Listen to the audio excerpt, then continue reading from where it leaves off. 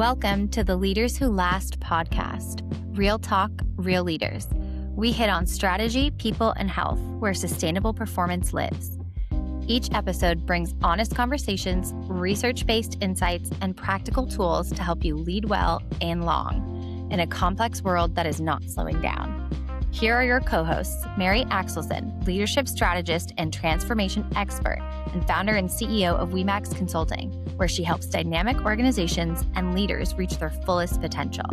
And Dr. Kristin Tugman, CEO of Tugman Consulting and a leading expert in disability psychology and return to work strategy. For more than 2 decades, she's helped organizations reduce absence, strengthen well-being, and create cultures where people can thrive. Thanks for listening. Hey everyone, welcome to the very first Leaders Who Last podcast. And we are so excited to finally be together doing this. If you are accountable for people, results, and care about equity, health, and sustainable performance, you are in the right place.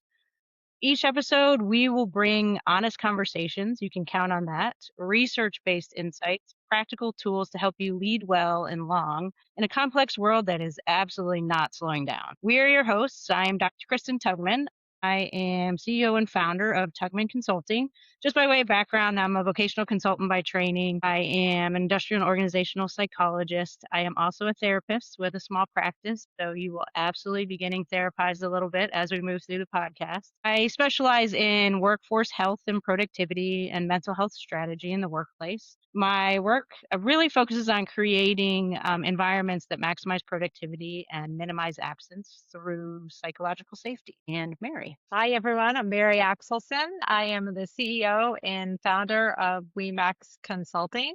I'm a former global HR executive and had this crazy decision to launch a consulting firm in the height of the pandemic. Didn't know millions of other women would be doing the same thing. So my consulting firm focuses on helping dynamic organizations and leaders reach their fullest potential through strategy, human-centered solution, and actionable insights. I'm a leadership strategist and transformation expert and super pumped to be here with you. Awesome. So in this first episode, we are going to explore the convergence of burnout, misalignment, and gendered expectations that make leaders, especially women, wonder if it's all still worth it. Let's define burnout really quick, because we're going to spend a good amount of time on that. And I think we're going to probably spend a good amount of time on burnout throughout our podcast series. So burnout is really made up of 3 components. Keep in mind that burnout is a real thing. We talk about being burned out all the time, pretty loosely, but it has its own ICD-10 code. So that's really important. It was almost in the DSM,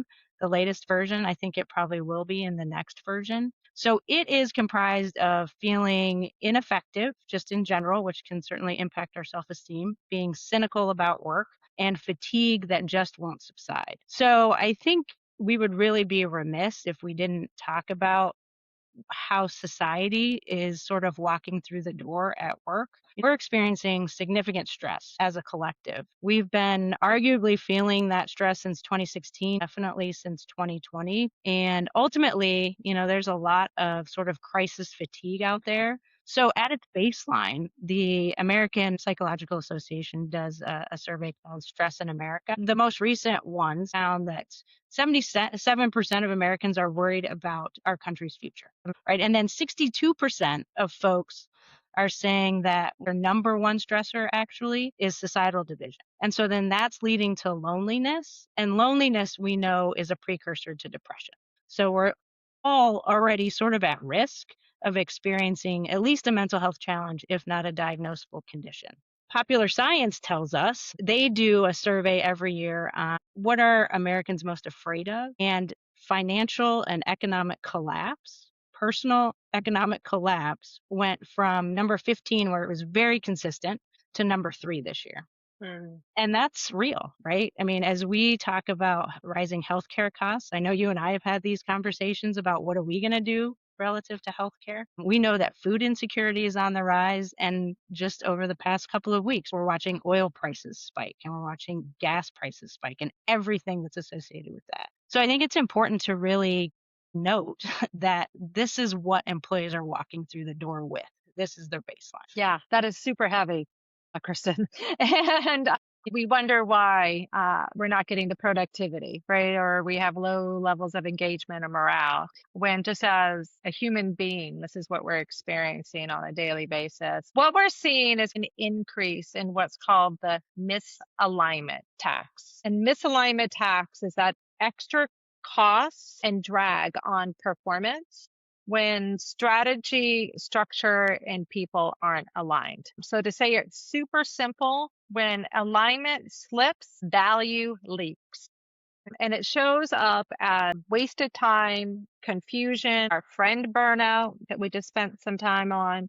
And the reason why we're seeing this wasted time, confusion, burnout, drag is because we're pulling teams in different directions, because we're not clear about our strategy. We don't have the right org design and structure in place to be able to execute on that strategy. And then we have confusing decision making come in because we're not clear about who decision makers are or necessarily what our decision process is. So what that shows up in as far as hard numbers is that the misalignment tax can actually cost you 40% in profits. We're all in an operating efficiency, mode, right? Looking for where we can lower expenses. Yet we're not looking at the bigger picture here as far as the misalignment tax is concerned and how that's impacting our profits. So when alignment grows, companies actually increase how fast they can go by 72% and are 58% more profitable. So I'm going to give you one signal to pay attention to that will tell you whether you've got misalignment tax going on in your organization. How many of us have been in a position where we thought we made a decision, yet we're back talking about that decision again? Right? That if I have one frustration that I hear leaders talk to me about over and over again, especially with my clients, is the number of times they revisit a decision. It's because you have misalignment tax. You have not got clear about your strategy, what problem you are solving for, and then subsequently how that solution and that decision lines up with your problem. So if you revisit decisions over and over again, you have misalignment tax. Yeah. I mean, I love that. And it's so interesting because one of the corporate buzzwords, right, is are we aligned? And how many times, right, in our corporate career did we say that? Yes, I'm aligned. Yes, I'm aligned. But are you really aligned? And it's such a simple concept, too, to say, okay, here's the strategy, here's the outcome that is our established goal. Yeah, you can have a great strategy on paper, but if you don't have the alignment and the common understanding around it, your strategy is basically useless. Well, Kristin, let's talk. We've hit a little bit on burnout, and I know a common response in organizations is let's do resilience training. Talk to us a little bit about resilience and resilience training. Resilience and mindfulness training became sort of the buzzwords in my world in, I would say, 2010-ish. And I used to put them on a slide in bold letters and then shake my head and say, this isn't the end all be all. I mean, resilience is great. Mindfulness is great. I'm a big practitioner of mindfulness. I think it's really important. But we set ourselves up in the corporate space around saying that just be more resilient, because it really gives the connotation, right, that you should just be stronger. Like this just is what it is, and you should be stronger. And we have to recognize and we have to be honest with ourselves that corporate America is at its baseline at a staffing deficit, right? So how many years in a row have you heard raise the bar? We're going to do more with less. We have to shrink our budgets. We have to manage expenses. And so what does that turn into? Usually a reduction in headcount. And so I think the number one thing that I see most often on employee engagement surveys is I do not have the resources that I need in order to be successful at my job. And so if you give someone resilience training, that isn't going to fix it. Frankly, it's just going to make them mad. And so I think, employers have to walk into that discussion wide-eyed and being honest with themselves. Like corporate America has been pushing and pushing and pushing for years and years and years to get to this place of where we are today, which is engagement is at an all-time low. And engagement has not been great since I've been doing this work. It's been hovering around 35%, then it went down to 33%. Now it's at 31% overall, and it's at 18% for individual contributors. So we really have to look at the employer environment in totality. How are we empowering employees to maintain their health, to maintain their productivity, giving them benefit solutions that meet their needs based on your employee demographic versus just saying, hey, let me help you be more resilient.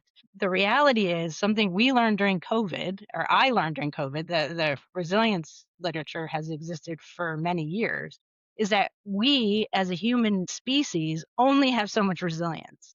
So if you think about what I talked about in the beginning, this is what we're walking through the door with. We have been pushed as a corporate American society to do more with less and raise the bar for years and years and years. We are now experiencing something called surge capacity depletion. And that means that we run out of resilience. So in a crisis, right, we do really well. We all say, we're going to be better for it. We're going to get through this. I'm going to do what I need to do to survive. But that resilience runs out. And what we're seeing now with these engagement scores and with burnout is people hitting that brick wall. And so just throwing resilience training at it is just not going to be effective. I've worked with hundreds of employers who want to do the right thing, who do great things. I've seen significant improvement when we've implemented psychological safety programs where you do see results. You see a shift in culture. You see folks reaching out to their EAP, but then we're missing, as we see those employee engagement scores continue to come back, I don't have the resources to do my job. So, I've always said if I can get an employer to do all the things, health and productivity related, all at once, well, not all at once, but prioritized in a strategic way, we're going to see significant benefit to the bottom line. So if you're out there, you're that one employer that wants to do it all, I'm right here. But ultimately, I would say employers, let's just not throw a Band-Aid on the situation and really evaluate the environment of your workforce that's driving this propensity toward burnout. And then as we think about that, let's talk about how women in leadership are more, I think, apt to not say no and get into the space of feeling like they're the ones that have to be the most resilient. Yeah, I love that. Let's talk about women. Research will show that on average, women absorb more stress, yet are less likely to express that stress that they're experiencing and the impact that it is having on them. And one of the reasons why that happens is that we're still operating in a masculine definition of leadership. Our frameworks around leadership tend to be designed from more of a masculine point of view. And then our definitions of success have a more masculine view to that. So why is that? Well, because representation in leadership is still predominantly men. It's still masculine. If you're not aware, less than 10% of women are in CEO positions in Fortune 500 companies. When you talk about women of color, less than 1%. Depending upon the day, those numbers fluctuate, but if we're doing really well, we're at 10%. And then only 2% of female founded companies get VC funding, yet women are standing up 50% of new companies. And then when we look at our government and who's making decisions about laws and regulations and funding, okay, still on average, 75% of men. So our social construct of what leadership looks like has a particular lean to it. And then as a woman, I'm stepping into that, figuring out how do I operate and be successful in that type of model, which typically means I'm going to have to personally compromise myself at some level. I may or may not be operating in alignment with my values and my particular strengths because that might not fit up with the framework or definition of success. And then I can't really bring my whole person to the workforce either, where we know that on average, women are still carrying most of the domestic and emotional labor in families. We're doing basically 2% more of domestic labor and emotional labor in heterosexual relationships. And then that leads to promotions, right? Yep. impacts our ability to kind of like tip the scales and get more representation. So MIT did a really great study on this and talked about the difference of performance and potential. So men are more likely to get promoted based upon potential. We believe in you. You have the skills to do the job. We're going to take a chance on you. Let's go. Right. Whereas with women, we are more evaluated on our performance. Well, before I promote you, I want to see if you can actually do the work. And then if you meet my expectations, then we can talk about whether you get promoted or not. And as a prior global HR executives, I sat in different organizations, conducted many talent reviews where it was supposed to be very logical, right? We had definitions, we had numbers, where we made decisions based on potential and performance and who was leader-like and promotable, right? And I can guarantee you in almost every conversation, there would be some type of gender bias that would slide its way in where we would start to be having conversations around emotions, family obligations, Mhm. and is she really motivated? Does she really have that drive? Sometimes she seems like she's not really clear about what she wants. And so that's how it shows up in day-to-day interactions and conversations and decisions where we may or may not even be aware that gender bias is coming into the conversation and then affecting how we're looking at women and men as far as leadership and promotability is concerned. Yeah, that's infuriating. I lived it, right? 25 years. I always had this saying that because you can't bring your whole self, you're constantly overthinking. Even self-assured people. I think Mary, you and I have pretty solid self-esteem. But we went into the workforce every day trying to figure out how do I portray the right persona without compromising my values. It's going to get me to where I want to be. And so I believe fully that women in leadership should get dog years. And when I say that, if you've been in leadership for 20 years, it feels like 60. It's exhausting. It's this process that just shouldn't have to exist, yet it does.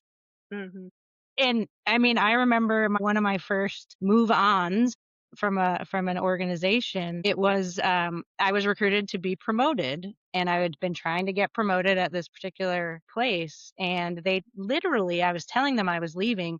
They literally told me that I was not ready for that promotion, and that they wanted me to stay so that they could help me gain the skills that I needed to be ready. And luckily I had the wherewithal to say, I mean, this company thinks I'm ready, so I'm going to risk it. How about that? Yeah. Right? So, but I'm not alone. And there's so many of us that have had those conversations that have been made to feel insecure about, well, wait, do I really have those skills? Yeah, I mean, we could do we should do a whole podcast on this because, obviously we both have a lot of experience. We both, I think, have a lot to offer women in leadership in terms of, how to survive. I'm actually writing a book on my own experience, how to thrive and maintain your integrity and know when to walk away. So I think we'll obviously continue this conversation, but, at this point, maybe we should talk about solutions. And as I think about women in leadership, and just in general, the nature of corporate America and how we want to make sure that we can be our best selves everywhere. Everyone does. I think that the hardest and the simplest term is boundaries. So for me, it comes down to one, everyone is responsible for their own work-life balance. I've learned that lesson absolutely the hard way. We all are responsible for setting boundaries. But I think as leaders, it is incumbent upon us to model that behavior. If you have a leader who is emailing you at midnight, who is online during their PTO, right? Especially as women, we feel like we have to model that behavior. Conversely, if you have a leader who is modeling work-life balance, you're going to be put into a much better position. I actually had to take it to an extreme in my last role with my team, where I actually we had a great relationship camaraderie. What I learned was that they were just taking on more and more. And anytime they were asked, they were taking on a new customer. And so we had a very real conversation about, hey, how much is too much? Because one, and leaders, think about this. If you continue to take on and allow your team to take on more and more, you're never going to be able to demonstrate the need for additional headcount, right? You just keep saying yes. Leadership is going to continue to maintain that same budget and ask you to continue to do more. So you have to understand how much is too much. Had this conversation with them. Ideally, how many of these meetings and these stewardship meetings can you do in a week? Got them to agree it was 4. So I put a performance mechanism in place. They had a new performance metric. You may not do more than 4 of these meetings in 1 week. And then I talked about it everywhere. Hey, guess what? I have put this performance metric in place for my team because I will not reward the inability to maintain work-life balance. Because why? Because these people are too important. I can't have them be burned out. It was tough, but I think everybody in the company probably want to come work for me because I was the only one out there saying, hey, there's a limit to how much people can sustain. And so for us as individuals, you've got to be able to know, what are my limits? I think too often we don't know what our limits are, and then we just go, right? And suddenly it's Saturday and we're grumpy and we don't know why. Well, it's because we have been going too hard all week, and you've gotten to this place that you've been looking forward to, and now you're at the brink of burnout because you're not setting the right boundaries. So take a step back, understand what your limits are, and then take the initiative to set at least minor boundaries. Like, I'm not going to work on Saturday. I'm not going to work past 5 o'clock. Once I'm done, I'm going to shut the door and I'm not going to go back up there. Or I always say in COVID, it was so interesting. I used to say, so when you got home and you thought of something you forgot to do pre-COVID, did you drive back to the office and go finish it? No? Okay, well, don't go back up to your home office. That door's closed. It's closed for the night. Go be with your family and be mindful of being with your family. I think for me, the other thing is, when I think about the hierarchy of mental health and taking care of our mental health, one of the things that we need prior to getting to that place of needing therapy, right, is friends, right? The ability to vent. If I can just talk about what I'm experiencing, then maybe I don't get to that next phase of really my mental health continuing to suffer. I always say have an A team. Who are your friends at work? Who are your friends outside of work that you don't even necessarily need to tell them that, hey, I'm feeling anxious, or you don't have to divulge that level of information. It's just, who are the 2, 3, 4 people in your life that make you smile, and make sure that you have identified them and that you're willing to reach out when you need to. Yeah, that's great, Kristin. I just did a LinkedIn post last week in honor of Women's History Month and Women's International Day. And one of the things I talked about is having a tribe. Yeah. Who's your inner social network of other women that you really trust, because it's a real accelerator as far as your career is concerned, but also related to your well-being. So my suggestion from a solution perspective is to talk about the strategy. Let's go back to that misalignment tax. I'm going to give you a quick, easy exercise that you can do where you can say the top 3 strategic priorities that you see as a leader for your team. And then ask each member of your team to write down, or you can throw it up on a virtual board. What does that strategic priority mean to them? How are they seeing that play out? And that will give you a real quick pulse check on, do we have that alignment? Do we have that understanding that I'm looking for? If you don't, then identify 1 or 2 actions that you're going to take, time bound them, assign owners, and then when are you going to come back in to have that alignment check in again? The second thing that I would say as a recommendation for a solution is to be outcome focused, not task or schedule focused. Right? Absolutely. Jillian, who's on my team, she's my business development coordinator. We start out our week every week talking about the priorities for the week. How do they line up with the strategic plan and what needs to be done? After that, I let go. All right. If Jillian does that work at 10 o'clock at night versus 10 o'clock in the morning, and she's not doing something to burn herself out, right? I don't care, right? Jillian is a wife and a mom and takes care of 2 children. She picks her kids up every day at 2:30 from school. And so I know midday she's going to be focused on caring for her children and for her family. And then once she has some space again, she'll move, the work forward. I give her the freedom and the flexibility to do the work when she needs to, because we're clear and relied on the outcomes associated with that. Yeah, I love that.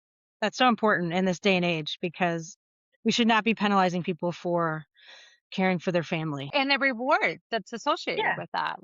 If you're giving me the freedom and the flexibility to do the work, we have checkpoints in with each other so that we make sure that we're aligned.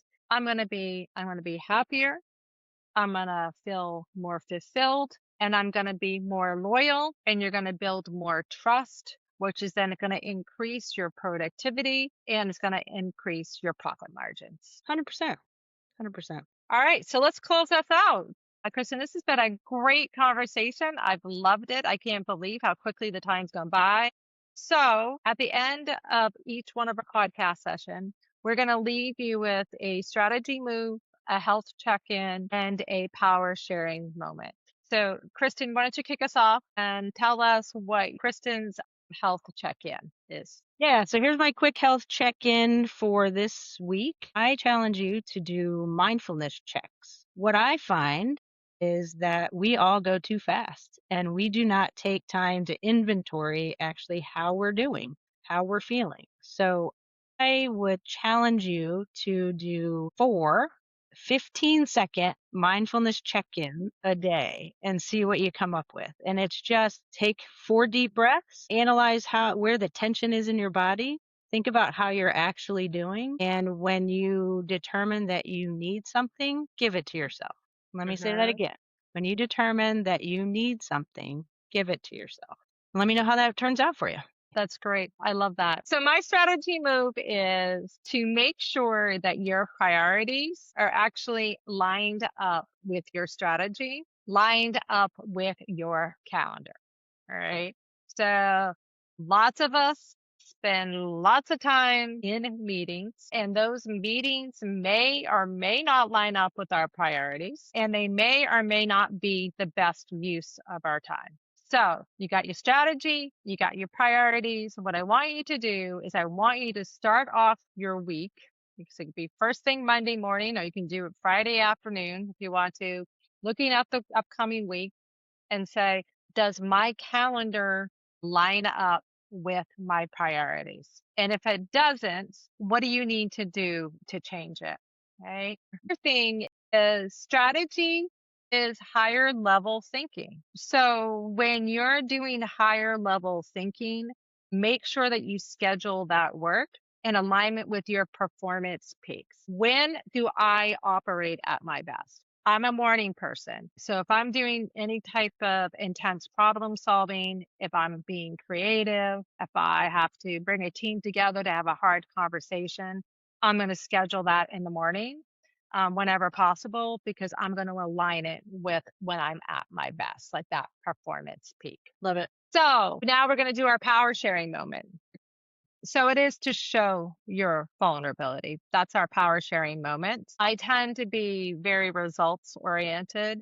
And when I am experiencing stress, I get more intense around delivering results and I become even more action oriented. And when I do that, I don't tend to create a lot of space for any emotions that anybody might be experiencing around our ability to deliver those results, get those actions. So I know this about myself. I do that check-in that Kristin was just talking about. So I'm clear when I'm feeling that high stress typically. And so I will share that. I will say to the team, I'm feeling really stressed right now. And when I'm in this place, this is how I tend to show up. If the way that I'm showing up is getting in the way of us being able to deliver on these actions, I want you to let me know because I care about you. I want you to be seen, valued, heard. And I'm willing to make the adjustments that I need to make in my own style so that we can collectively show up as a team and get the results that we want. So that's my power sharing moment. So I think that leads us to kind of the intro for our next podcast, which I love. And I'm just going to do a little teaser because I don't want to give it all away. But lead like a human, not a hero. I can't wait to have that conversation because that is something near and dear to my heart. And I think all too often we tend to lead like heroes. So, Mary, this has been awesome. Folks, thank you so much for joining. We look forward to continuing to have these poignant conversations. And yeah, thanks for joining.